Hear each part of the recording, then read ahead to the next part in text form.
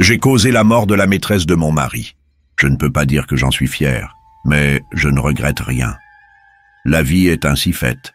Soit tu es le chasseur, soit tu es la proie. Le mari de certaines femmes, comme moi, il faut apprendre à les éviter. Je m'appelle Sephora. Je vivais avec Steven, mon mari, dans la ville de Douala, au Cameroun, plus précisément dans le quartier de Bonapriso. Nous étions un couple respecté. Steven, directeur charismatique d'une entreprise locale, quant à moi, commerçante prospère, j'étais connu pour ma sagesse et mon habileté à gérer mon commerce avec succès. Ensemble, nous élevions 2 enfants. Nous étions, pour beaucoup, l'incarnation du bonheur tranquille. Mais un jour, une ombre s'est abattue sur notre foyer. Cette ombre, Georgette, une jeune femme ambitieuse et pleine d'assurance, employée dans l'entreprise dirigée par Steven. Elle avait tout pour plaire, un sourire éclatant, une allure soignée et cette capacité presque naturelle à capter l'attention. Au départ, son comportement semblait anodin. Elle interagissait avec Steven, comme le faisaient les autres employés, avec respect et déférence. Mais progressivement, elle a franchi des frontières invisibles. Elle a commencé par trouver des raisons pour discuter avec lui en tête-à-tête. Une question de dernière minute, disait-elle, ou encore un détail à éclaircir sur un dossier important. Ses excuses étaient toujours plausibles, presque banales. Puis vinrent les échanges dans le bureau de mon mari. Au début rapides, comme ceux que l'on a entre collègues. Mais petit à petit, ses visites à son bureau devinrent plus longues, plus fréquentes. Elle s'attardait, riait un peu plus fort que nécessaire à ses plaisanteries et trouvait toujours un prétexte pour revenir. Je l'avais même croisée un jour, sortant du bureau de mon mari en ajustant sa jupe. J'étais surprise, mais je me suis dit que je me faisais simplement des idées. Et cela ne s'arrêta pas là, vous imaginez ? Georgette commença à proposer des déjeuners purement professionnels. Des moments supposés être innocents, mais qui, au fil du temps, prenaient une tournure plus personnelle. Elle semblait deviner les faiblesses de Steven, jouant sur ses goûts, ses sujets de prédilection, s'assurant toujours de le mettre à l'aise.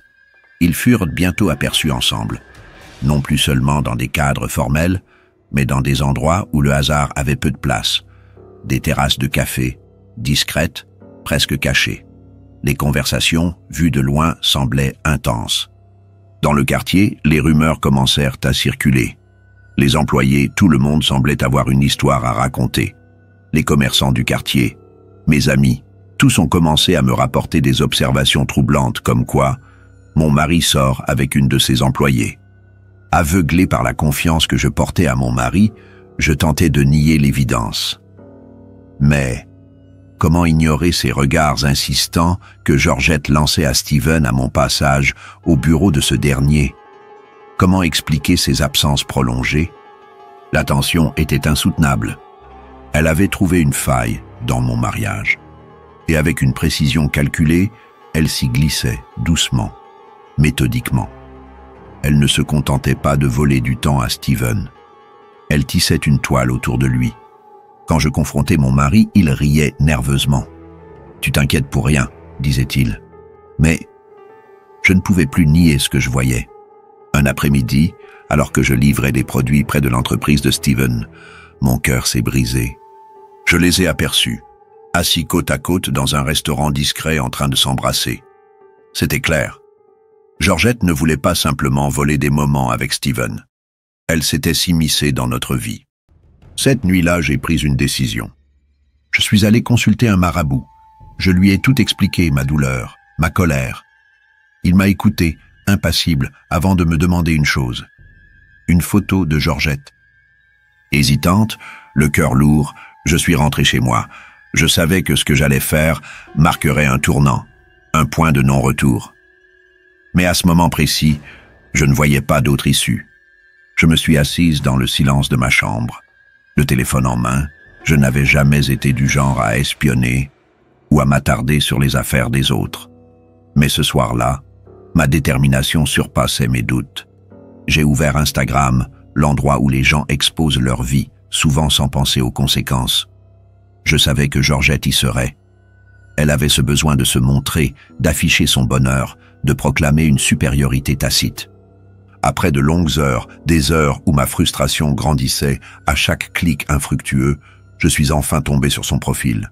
Il était ouvert, comme si elle n'avait rien à cacher. Ou peut-être, comme si elle voulait être trouvée. Et là, sous mes yeux, une photo. Une image récente où elle posait joyeusement, insouciante, son sourire éclatant trahissant une sérénité que je ne pouvais plus ressentir. Je me suis rendu dans une boutique du quartier pour imprimer l'image et quelques minutes plus tard, je tenais la photo entre mes mains. Cette image, ce visage souriant, cette femme qui avait osé bouleverser ma vie, je l'ai fixée longuement, une boule dans la gorge. Je ressentais une étrange détermination. C'était elle et personne d'autre. Avec cette photo en main, je savais que je franchissais un seuil. Mais à cet instant, cela n'avait plus d'importance. Je devais protéger ce qui m'appartenait. De retour chez le marabout, avec la photo, je savais que j'étais prête à aller jusqu'au bout. Il a commencé son rituel. À la fin, il m'a dit ces mots. « Ce que tu désires arrivera. » Quelques jours plus tard, tout a commencé doucement, presque imperceptiblement. Georgette, toujours rayonnante et pleine d'assurance, commença à montrer des signes de fatigue. Au début, ce n'était que de légers maux de tête, des vertiges passagers, des symptômes que l'on balaie d'un revers de main. Mais très vite, son état s'est aggravé. Ses collègues ont remarqué qu'elle semblait épuisée, que son visage, habituellement lumineux, paraissait terne. Elle manquait des journées au travail, expliquant qu'elle ne se sentait pas bien. Ses proches s'inquiétaient, mais elle restait évasive, minimisant l'ampleur de ce qui lui arrivait. Les médecins, consultés dans l'urgence, étaient perplexes. Ils multipliaient les examens, mais tout revenait normal. Aucun virus, aucune maladie identifiable. Rien ne justifiait cette dégradation rapide. Pourtant, son état continuait d'empirer. En moins d'une semaine, Georgette était méconnaissable. Sa peau, autrefois lumineuse, était devenue pâle. Elle fut hospitalisée. Les infirmiers s'affairaient autour d'elle, tentant de la stabiliser, mais rien ne semblait fonctionner. Sa famille, ses amis, tous étaient impuissants face à cette situation qui échappait à toute logique. Moi, je restais silencieuse. Puis un matin, la nouvelle est tombée. Georgette était partie. Elle avait rendu son dernier souffle dans la nuit, seule, dans une chambre d'hôpital où les médecins n'avaient rien pu faire. Ceux qui l'avaient connue étaient sous le choc. Comment une jeune femme pleine de vie avait-elle pu disparaître si brutalement? Steven, dévasté, il semblait perdu, brisé. Moi, je l'observais de loin, sans dire un mot, le cœur partagé entre un mélange d'émotions, de la colère pour la trahison qu'il avait osé commettre et un étrange sentiment de triomphe. Ce qui est sûr, il s'en remettra. Un soulagement m'envahissait. Georgette n'était plus là.